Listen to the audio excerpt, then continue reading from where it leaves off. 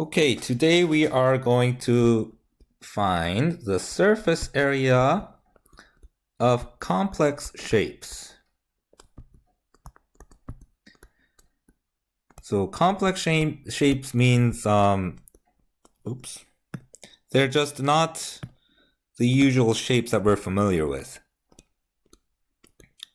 Or they are combinations of the shapes that we know. So for example, if you look at a house,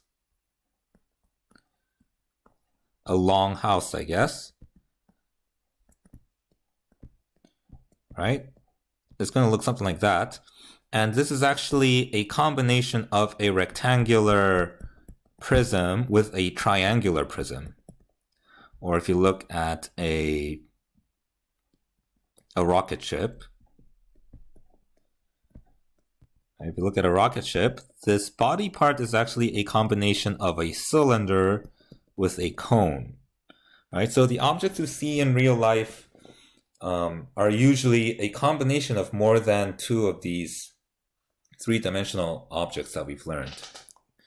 Okay, so on this section, I am going to be focusing on two main combinations. And the first one is going to be a rectangular prism.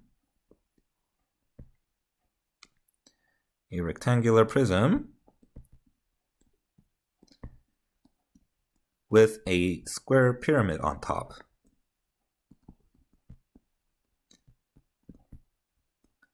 Okay, so this is the first kind of shape that we'll be finding the surface area of. And another shape is going to be a cylinder with a cone on top. All right, so let's start with this first shape here. A rectangular prism with a square pyramid on top.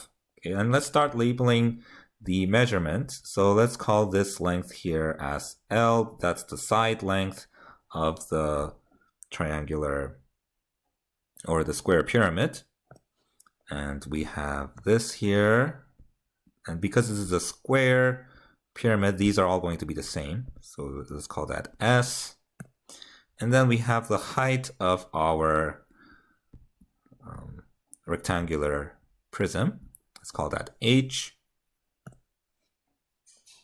And because this is a square, this red part is a square, the bottom part is also going to be square, and these are equal, right? Because it's a square. And also the back side like this. Okay, so let's break this down into pieces.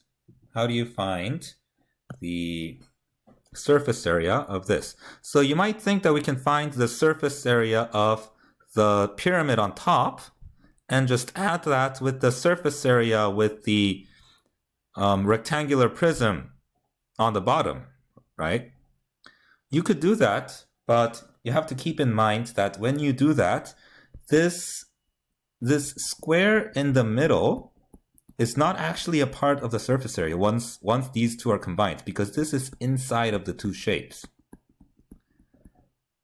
So after you add, so let's start with writing the formula for the square pyramid. So the square pyramid was S squared plus 4 times 1/2 of S times L. Right, that was the formula for the square pyramid. And this was the square part. This was the base square, this part. And these were the 4 triangles, right? That's why we multiplied by 4. These are the 4 triangles. So we need to keep this part, the 4 triangles part, but we don't need to add this, right? Because that is actually inside of this shape. Once the pyramid is combined with the prism, this side is going to be inside, right? So it's not going to be part of the surface area. So we can take this out in this section. And then let's look at the rectangular prism. rectangular prism, it's going to have these two sides, the top and then the bottom, which are both s squared. So that's 2s squared. 2s squared is the bottom. And then we have 4 rectangles on the side. We have this side, and then the back side here, and then the back side here. 4 rectangles, and the 4 rectangles are going to be s times h. S times h. And again, for the rectangle, we do need to keep the bottom side and the 4 sides, the 4 rectangles, but we don't need to keep this side, the top square, because that is now inside of the whole shape. So here, we don't need to take 2s squared, we just need 1s squared. The 1s squared is going to be the bottom one. We don't need to take this one. Okay, so now we can just simply add these two formulas. So the formula for this one would be 4 times 1/2 s times L plus s squared plus 4 times s times h. And you can actually simplify this part to just 2SL, right? 1/2 times 4 is 2. The reason I wrote it separately like this is to show you that this is the area of the triangle, and there are 4 of those triangles. If I simplify like this, it's kind of hard to see that, right? And if I don't simplify it, it's easier to see what the area of the triangle is.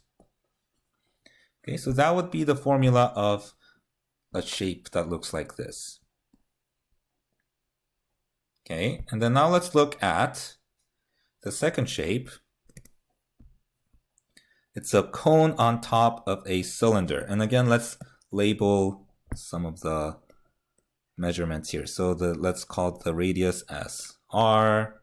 Let's call this length as L. And let's call this length as H. Okay, and if you remember, what was the surface area of a cone? Surface area of a cone. The surface area of a cone was, we had the circle base, so we had pi r squared. Okay, and then the pizza piece, the top part, was pi times r times L. Okay, and then the cylinder, we had 2 circle bases, so it was 2 times pi r squared.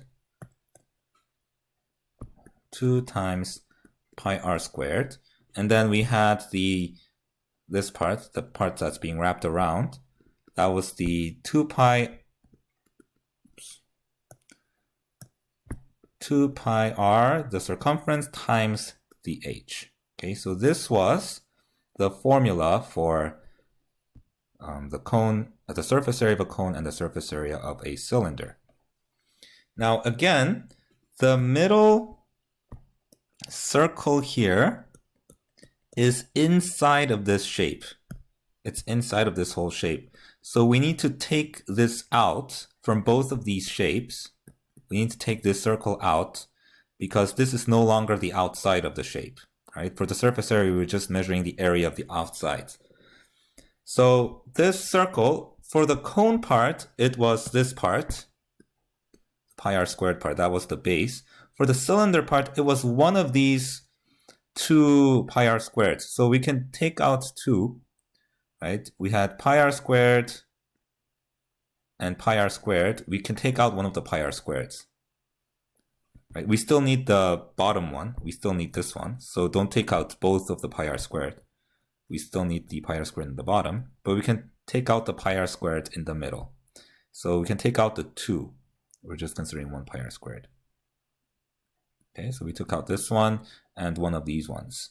Okay, so then we just simply add the 2 formulas. That's going to be the pi r L plus pi r squared plus 2 pi r h.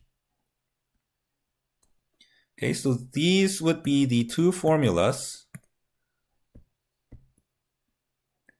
This one and this one are the two formulas that we've covered in this section. But again, if the formula is confusing, you can kind of deduce the surface area by calculating these individually, looking at the shape. But again, you can use the formula for these. And once you know the measurements for the L, the H, the R, and for number one's case, the S instead of the R, then you can find the surface area of these shapes. But I want you to, rather than just memorizing the formula, I want you to know like what each of these are. So for example, if I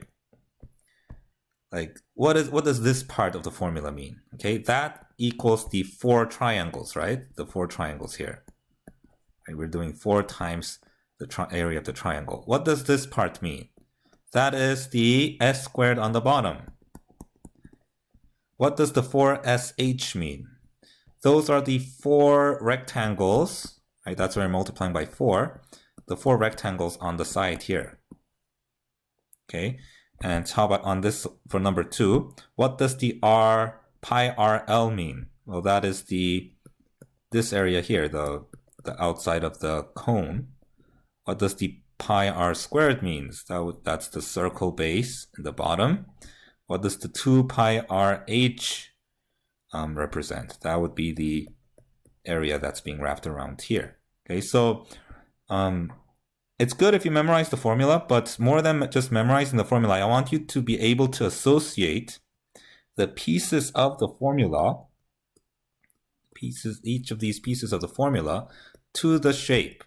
So that way, let's say we're trying to find the area of this number 2 shape, but it doesn't have a bottom. This shape doesn't have a bottom. Then we can just automatically apply that here and just take the bottom out. Right? So if you know which part of the formula relates to which shape, then you can adjust the formula accordingly.